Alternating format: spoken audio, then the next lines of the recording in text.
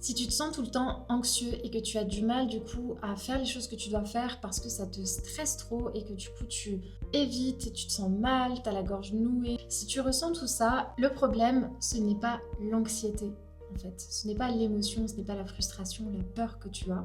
Le souci c'est justement que tu les évites.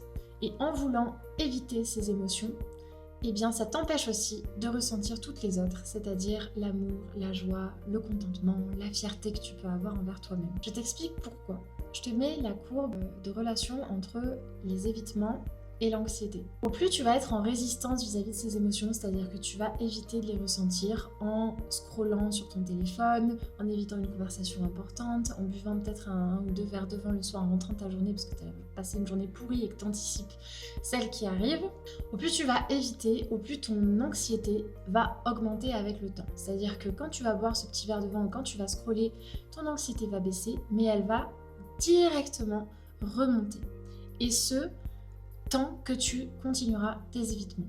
Donc, si le problème c'est cette résistance à tes émotions, alors le remède, ça va être l'acceptation.